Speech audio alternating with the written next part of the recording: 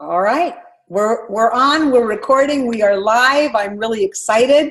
So this is Nikki Cotton, for those of you that don't know, and I'm a national marketing director with my husband, Chris Cotton, and we have been with the Juice Plus Company before it was the Juice Plus Company.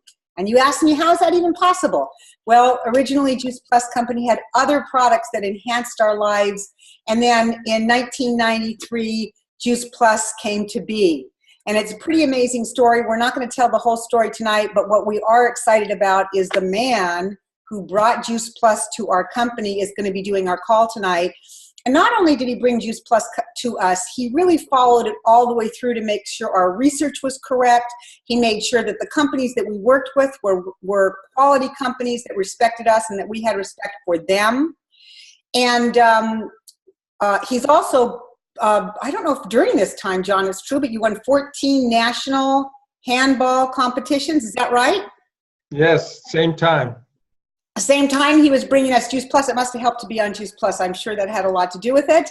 And John has also brought us Brene Brown, which is an amazing legacy. But what I think is most important for me, I know for Chris, and a lot of you that were in Las Vegas this weekend, really had an opportunity to see John just wide open, heartfelt, to share from his heart his view of our company, the past of our company, even a little bit about where he sees us going. And I think it's John that brings that culture and is making sure that the culture that Jay Martin and the original founding fathers created, the company with heart, is completely encapsulated in John Blair.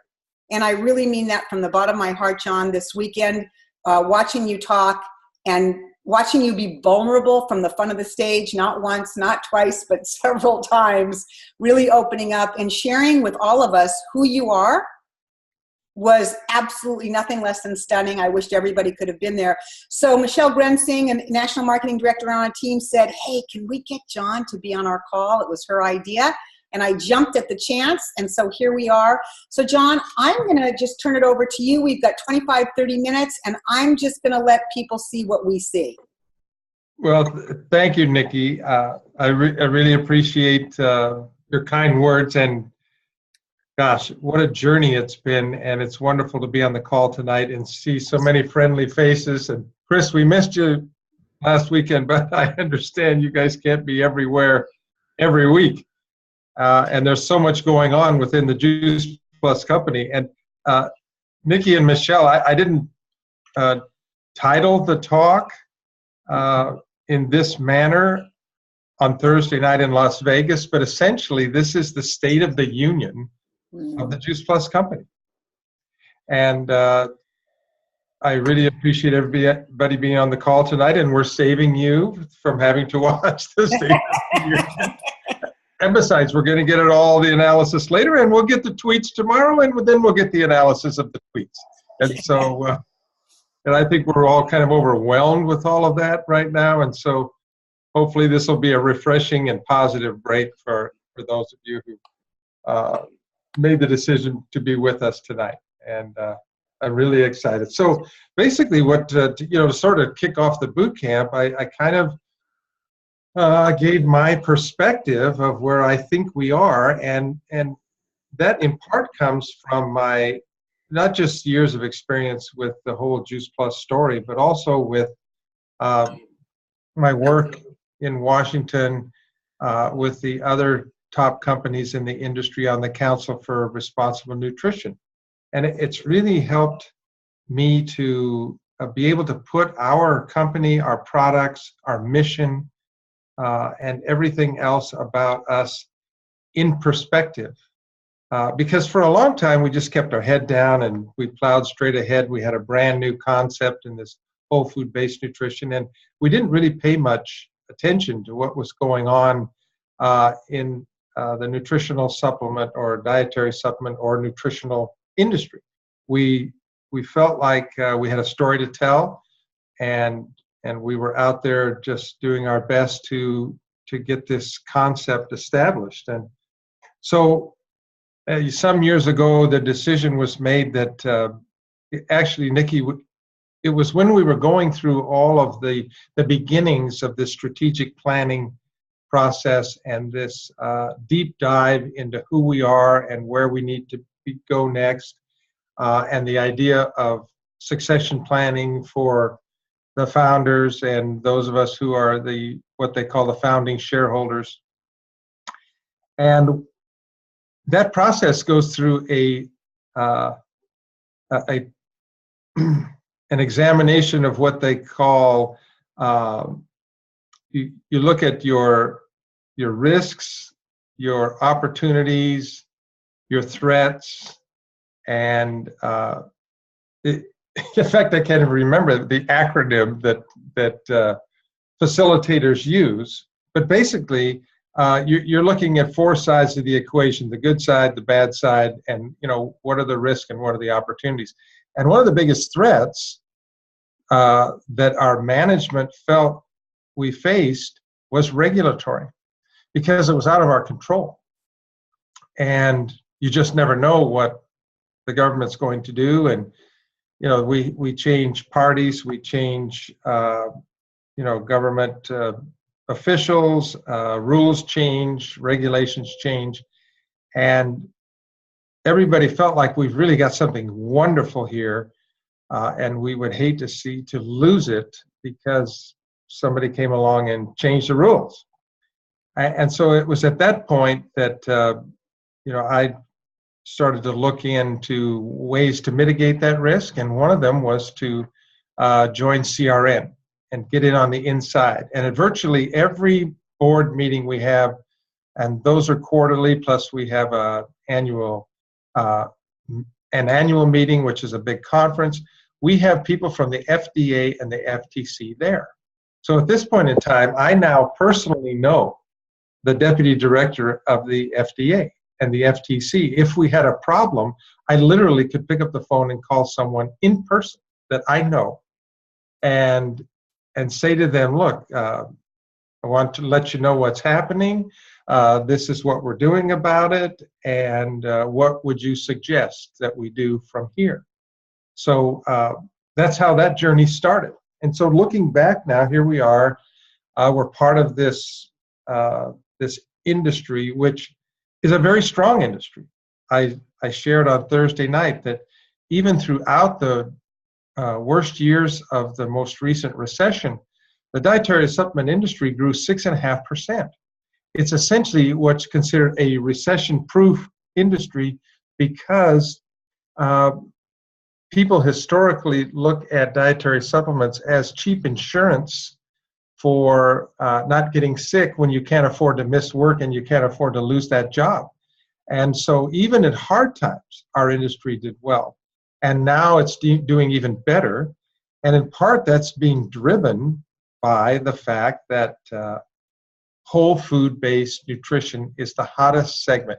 That I didn't mention this, but the three hot segments of the nutritional supplement industry are the whole food-based products, prebiotics and probiotics. And by the way, the omega is a prebiotic in a technical sense, and powders, protein powders, and shake mixes. So we're right there, solidly, positioned dead center in the hottest segments of an entire industry that's growing 7.5%, 8% per year, and the whole food-based segment is growing like 14% a year. So we are perfectly positioned, and within that segment, we know that we have the best products. We're not only the dominant force within that segment, but we're the original, the Coca-Cola, the Cadillac, the original of that whole food-based segment, and we represent probably half the total volume, if not more.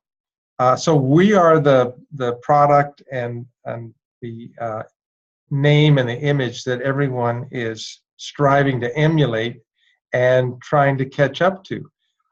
And our product is the oldest. We've got an incredible track record of millions of satisfied customers without any product liability issues whatsoever. It's just an amazing history. And on top of that, as Nikki mentioned, we have this incredible research program, clinical research, almost 40 studies now, done on 4 continents, 9 different countries, at some of the most prestigious universities and research centers in the world. When you think about, Vanderbilt and Yale and UCLA and King's College in London and Cambridge and Sydney University, which, by the way, is the biggest university in Australia, and the biochemistry department that did our research is the largest department of the university. Tokyo Women's Medical University, University of Graz, where we had the study done on skin health in Germany, Witten-Herdecke. That is the most sophisticated and highly respected skin institute in the world. I went to Japan a couple of years later. We were going to duplicate the study in Japan, where, as many of you know, skin health is very important. And particularly the women in Japan are extremely protective of their skin. We went to the best institute in Japan. When I showed them I told them, I didn't show them, I told them the results. They said there's only one place where that could have been done. And we're the only other institute in the world that has that equipment. They knew exactly where we had done the study. So we're dealing with the top research centers and universities. We're often dealing with the most respected principal investigator in that field of nutritional science. So this is a highly respected program, and it's one that my colleagues at CRN are very jealous is probably not the right word, but they are highly respect where we have come as a company and what we have done, because we've elevated the entire industry by our body of research. The industry kind of suffers from the fact that it doesn't have a lot of what is considered world-class research to support its products.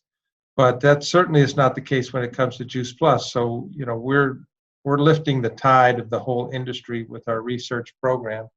And honestly, it's impossible for anyone to ever catch up, because in one case, most companies have hundreds of products. They're not narrowly focused on something like whole food-based nutrition.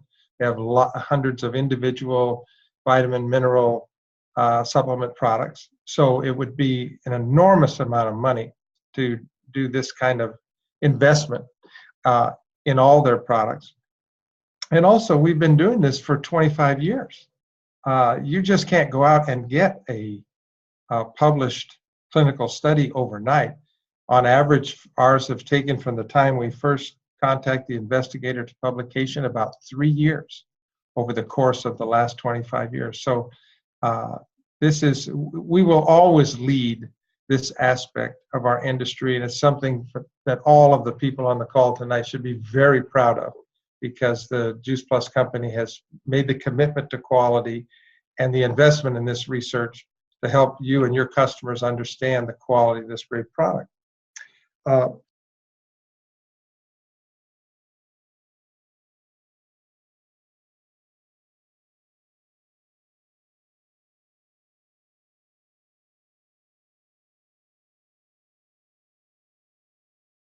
Okay, just a minute. Did that work? Okay. For some reason, I became muted. It didn't show up muted on the bottom of my screen, but I could see on my own picture anyway. So we call the company Built to Last. And it's one thing to have that slogan, but we have actually done everything in our power from the days when the water filter business went downhill and declined to the beginning of the Juice Plus business, not to ever let something like that happen again, because it was, Chris and Nikki can tell you, it was a really tough time for all of us. And there was a time when the amount of money we were paying for the monthly refunds, we bought back essentially all the unsold water filters in America.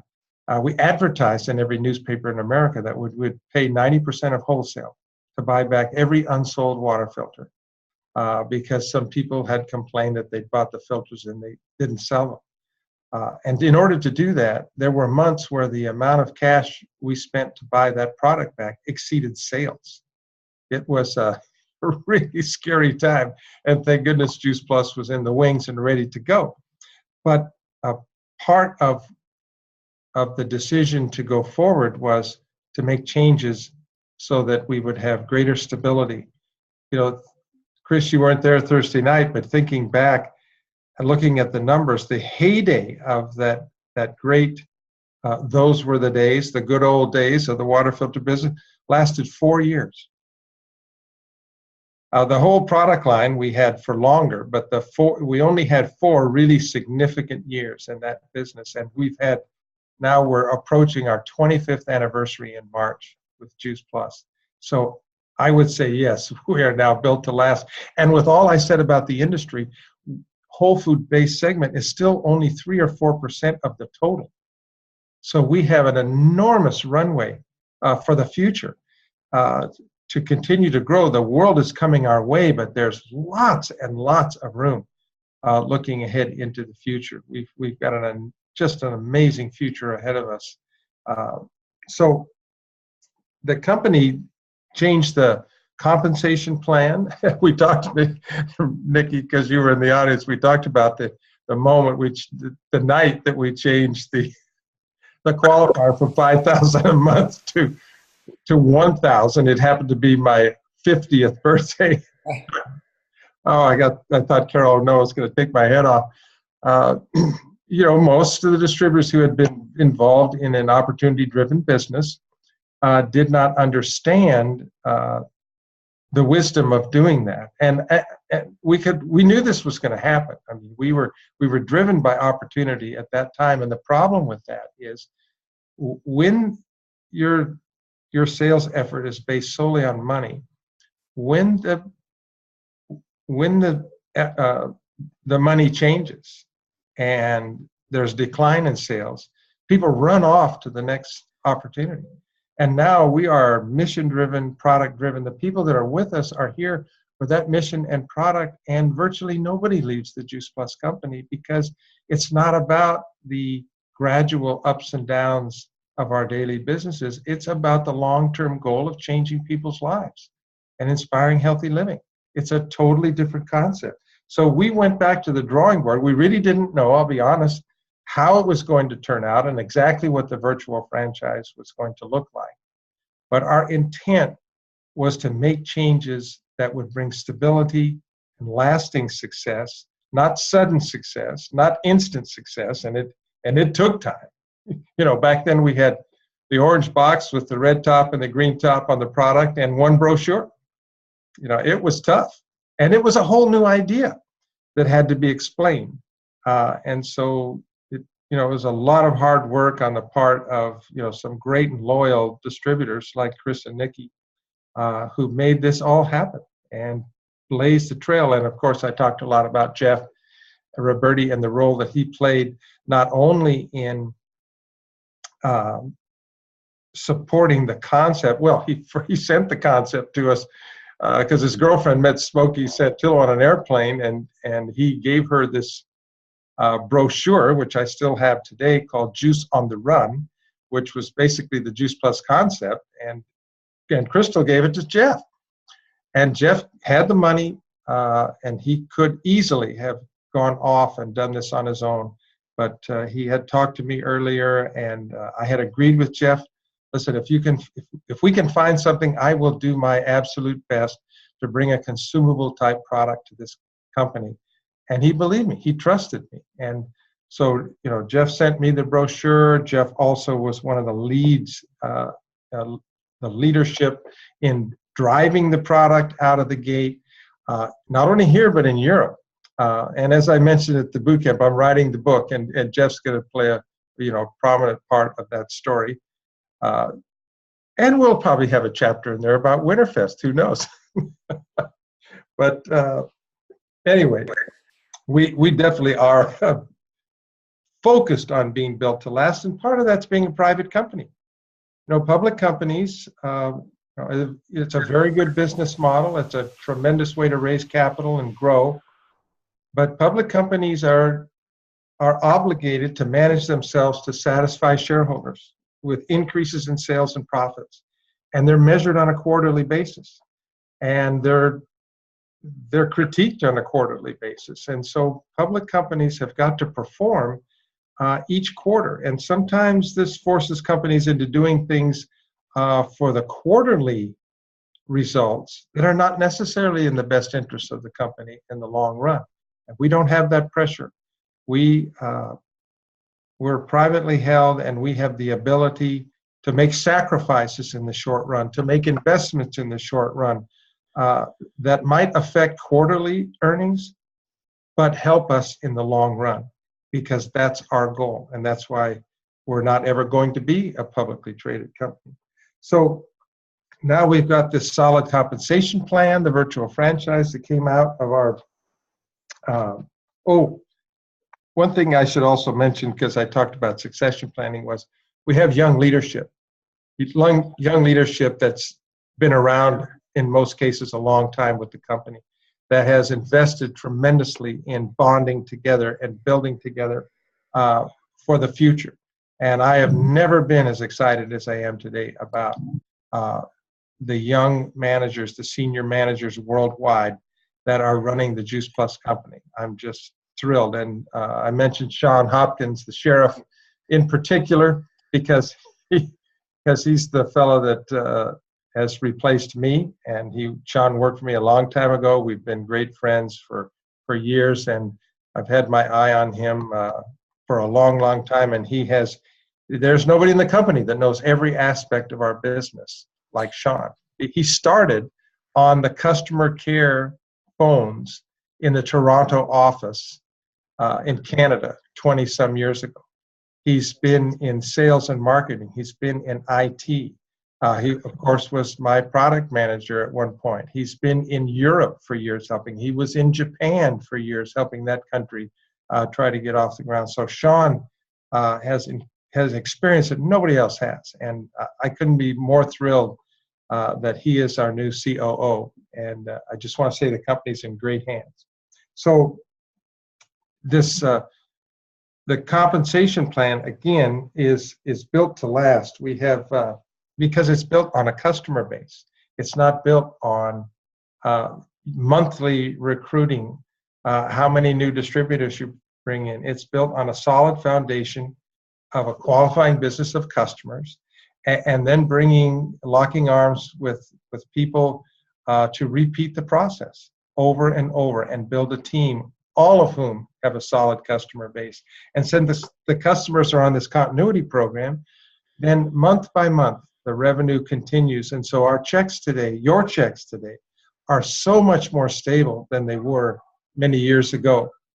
I think that's my fax machine going off, so we'll just ignore it. I think it's the first fax I've gotten here. Timing is everything.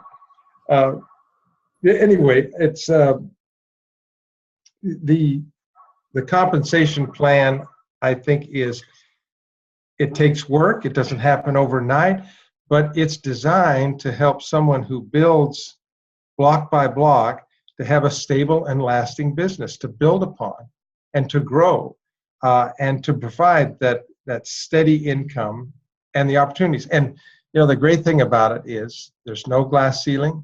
And you ladies on the call, your compensation plan is just the same as the guys. And for all the things we've seen going on this year in the news, that is not always the case in America today, even with the awareness. And so we are excited about that.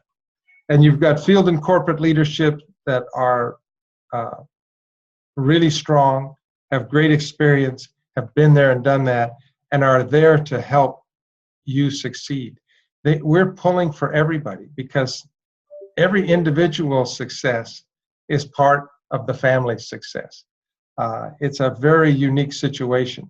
And I think that now we have success partners, we have business partners, we have a whole team of support in-house and in the field to help someone who has the desire to succeed make it, and make it without all the mistakes that others before them have made. We have a simple, duplicatable program and the support that you need to do it. And yet with all of this, not everybody who wants to succeeds. And a big part of that is personal development. A big part of that is that we get in our own way. We have subconscious fears, we have roadblocks, psychological roadblocks that are hard to overcome.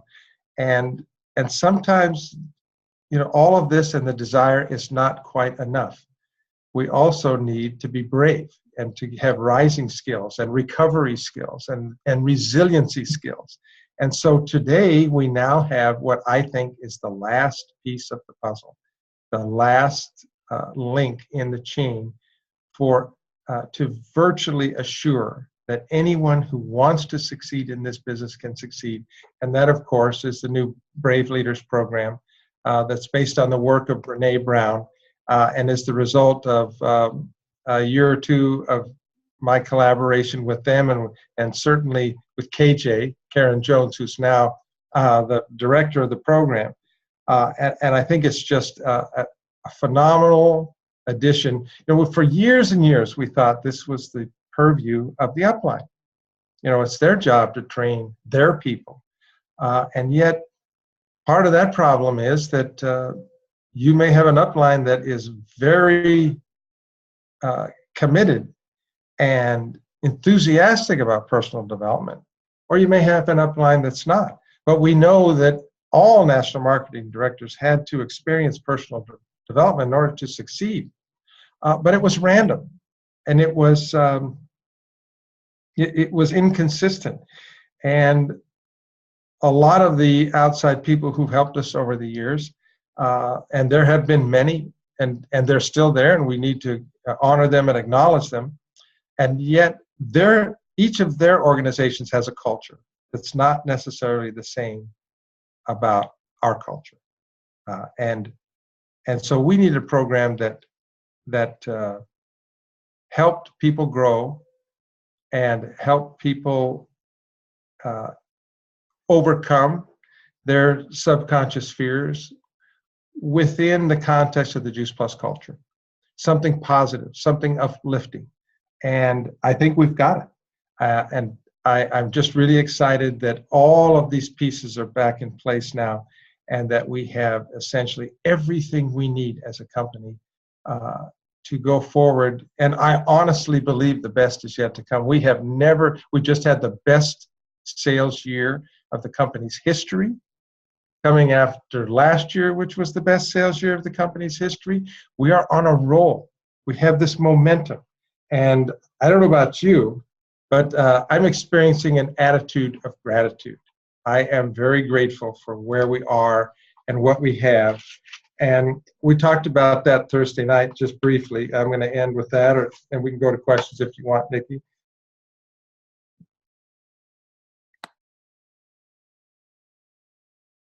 Somehow you're muted again, John. Hang on 1 second. I can unmute you. I did. Okay. Oh, we'll keep crossing our paths. Okay.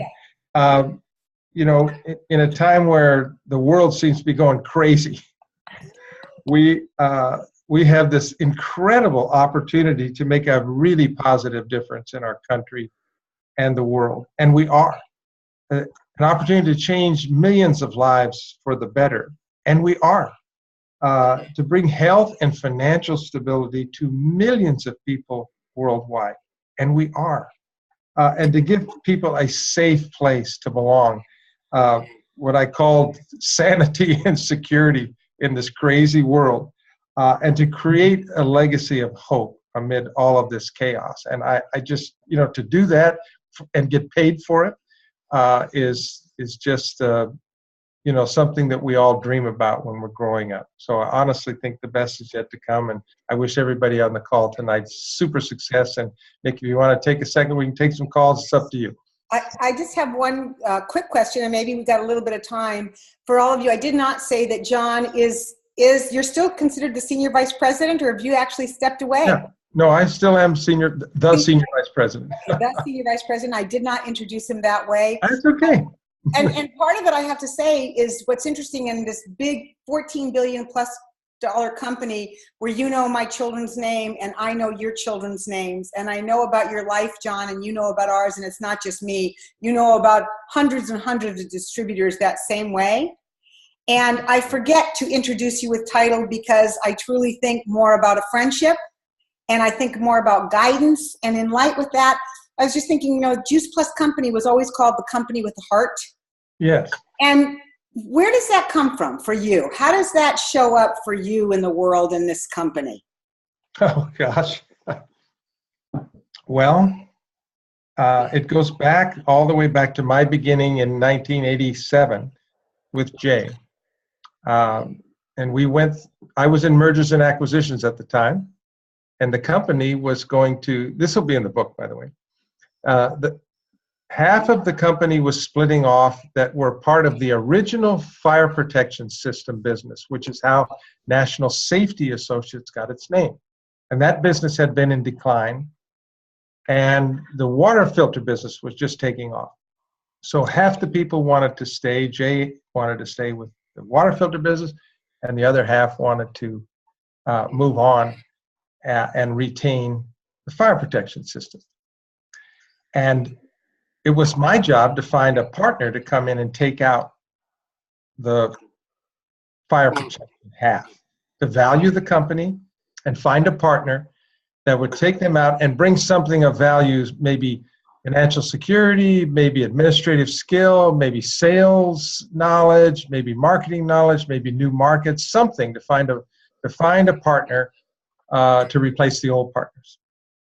And that process was, my company, Geneva, was completely involved in small businesses. The biggest deal anybody in Geneva ever did was, at that point, was a $10 million transaction. That was that. So we worked with entrepreneurs and small businesses. And at that time, NSA's value was in that range. The year ended April 30, 1986.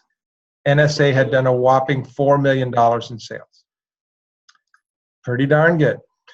And when I met Jay in April of, or May of that year, things were starting to take off. And the company went then to $9 million for the year ended April 30, 1987. So they doubled sales. Pretty impressive.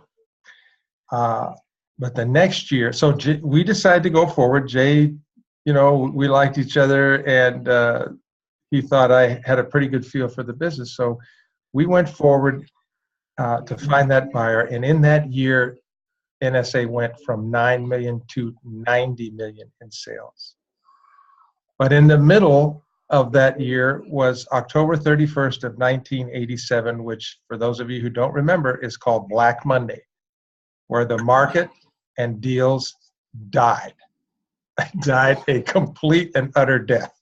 And so Jay and I decided, you know, we were about to close on a $90 million deal with David Witter of the Dean Witter family for the half who were leaving.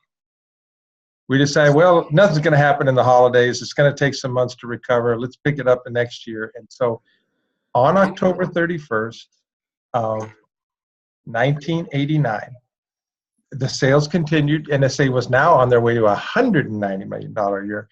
I had half of NSA sold for $300 million to the First Boston Group, whose next deal was RJR Nabisco, where they lost out at the last minute to Colbert Kravitz Roberts, KKR. And if you want to know about that, watch the movie Barbarians in the Gate. It's about that deal, James Garner and the others. So this was the pool we were playing in. Jay and I went to New York to close the deal at 30 Rock, up at Skadden Arps, way up high above the NBC studios. So we were in the big time. And with 1 day to go, the shareholders of NSA changed their mind. And I went home with nothing. And it was it was 18 months of really hard work. But that's the deal business. You gamble. And it got so big that I put everything else off my plate. Well, about a month later, Jay called me, and I'm coming around to the answer of your question. And we'd had a phenomenal time doing, meeting each other, going through this experience, working on the process, me coming to understand the company and to be able to explain it to all the potential buyers. I wrote a book on NSA called An Offering Memorandum, which essentially explained why this is such a great company. So Jay called and he said, we feel terrible about what's happened, and we used your valuation and we used all the things we've learned for you to work out this transaction on our own, but we want to give you something. And I said, well, that's great. He said, no, we want to send you a check. And I said, well, you have to send it to Geneva, my company. He said, well, we don't know anybody at Geneva but you. We want to send it to you. I said, no, it doesn't work that way. They sent a check of several $100,000, of which I got about half, which helped pay some mortgage payments and keep us afloat, that they did not owe. And they're the first and only company in the history of Geneva to pay a commission, a substantial commission, that they didn't have to pay. And that told me even more about the character and the heart and the fact that these guys were people who did the right thing, no matter what the circumstances. And shortly, within the year, they kept growing, and Jay and I talked to each other almost every day on the phone. And he said, this thing is just growing like crazy, and we know it's not going to last. You've told us it's not going to last. But, it's hard to think about that when you're counting money and holding the reins of this runaway stallion. So would you join us and help us, work behind the scenes and help us figure out what we're going to do next when it happens? And so that's how it happened. But the fact that they were so generous at a time when I really needed it was just the beginning of understanding the depth of Jay's generosity for all of us, and why his vision statement has so much meaning, because it's real. All right, John. Thank you. I've never heard that. Oops, I'm muted. Hold on. Oh, no, I'm not. I've not heard that story. I didn't know it went back that far. I didn't know how you came to be with the Juice Plus Company, NSA, so that was really great. We are definitely over our time. Chris, is there anything that you want to add or say to John, or is there anybody that just is dying to? Well, certainly, John, good to see you. Thanks again for all you've done over the years. And I know you're happy in California, and if you're not, you can go to Colorado. So that's right. Good. Thank you. Brother, it's good to hear your voice, and miss not seeing you, but there's good times ahead. That's right. Sounds great. So what we like to do at the end of the call, John, is we call ourselves the Heat. Whoever's on the phone, would you just unmute yourselves and really give John a warm thank you from your heart? Make it a hot one, because that's who we are. So John, Thank you so much. awesome. Love you. Good night, everybody. Thank you.